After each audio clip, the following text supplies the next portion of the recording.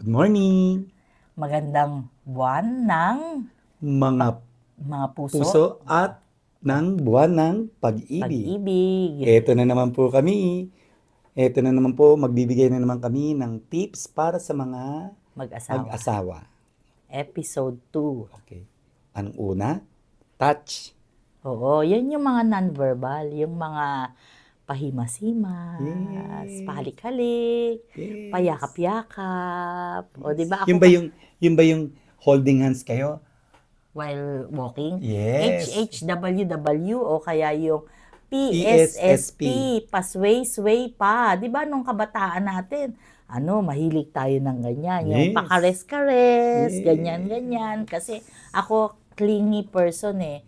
So, ibig sabihin, yung pagiging clingy o yung pagpa-touch-touch is, non-verbal, ibig sabihin, mahal na mahal kita, ganyan. May mga tao po kasing yung ganyan, yung touch lang, naku, sigurado ko. Feel na love. Oo. Yes. Kung kahapon, dapat words of affirmation. Ngayon naman, touch of affirmation. You can never go wrong with touching. Di ba? Yung gwapo-gwapo mo. Yung ganyan. Yun ang number 1. Ang number 2 ay... Have a date once a week. Oo. Siyempre, Yes. importante yung date. Yung kayong dalawa lang. Dati kasi, nung sweetheart pala kayo, hindi pa kayo kinakasal, lagi kayo nagde-date, di ba?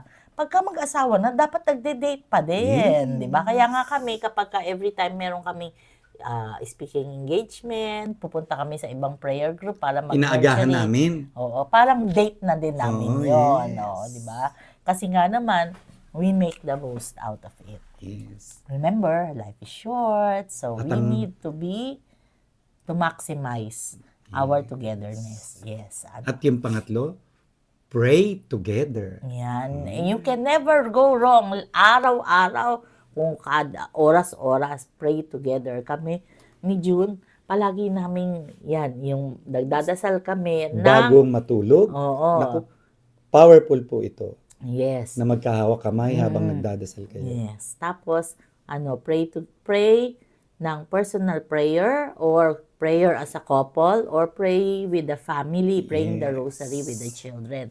Yan ay napaka-powerful tool natin sa buhay ngayon. Hindi madali ang buhay, di ba?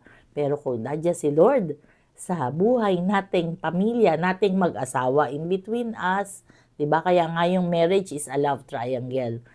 Ang husband, ang wife, at saka si God. Yes. Always remember that our love triangle is with the Lord. Kaya hindi pwede sabihin natin na tayong dalawa lang.